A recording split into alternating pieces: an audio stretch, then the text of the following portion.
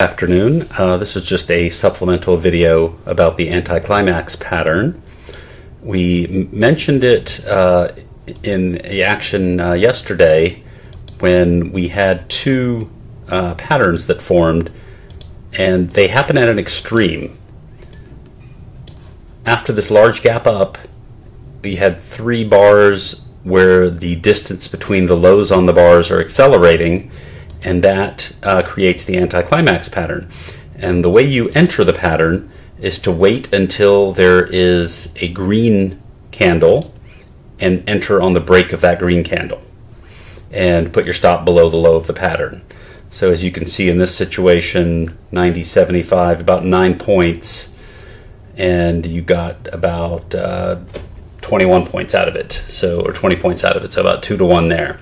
This one yielded even more. You know, we had the pattern here, and then the entry would have been a lot tighter, 90 versus 85, and you got to 46.30. So you got 7 to 1 on your risk, on this anticlimax.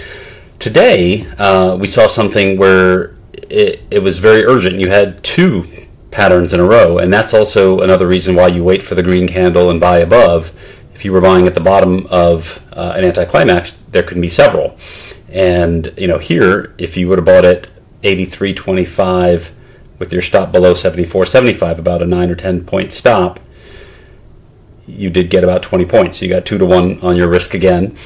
And if you move this to a 15-minute time frame, you'll notice that both of the patterns yesterday didn't occur on the 15. The one today, where the 5-minute drug out, it actually drug out even further on the 15-minute. This is very climactic to have three anticlimax bars, which basically means, the 3 bars into this were accelerating, the 3 bars into this were accelerating, the 3 bars into this were accelerating. So you basically had 3, 4, 5 bars of accelerating lows.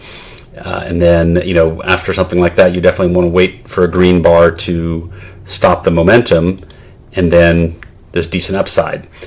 And there's one more takeaway from this, and that is, after pushing down with 5 accelerating lows, we still couldn't close this gap. The high on this day was 72.25, the low was 74.75, so that's about 10 ticks. 2.5 points, and even with as much momentum as we had crashing into this, we could not close that 2.5 points down here. So for me, that is a takeaway that there is inherent strength in this market. The sellers got, or buyers stepped up here, and this gap was not able to close.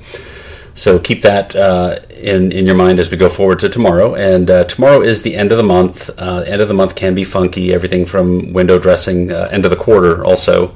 Everything from window dressing to rebalancing. All kinds of things happen at the end of a quarter. So keep that in mind. And then typically, first couple of days of the month are usually pretty good. And April itself has a strong seasonal, at least into tax day, but also for the entire month. So keep that in mind. Everything from, if we take this back to a daily, the size of this thrust is the type of thrust that starts a new leg up. It is not the type of thrust that rolls over in a bear market bounce. And if we look at the retracement, we've left the 61.8 retracement in the dust. We've had 1, 2, 3, 4 closes above.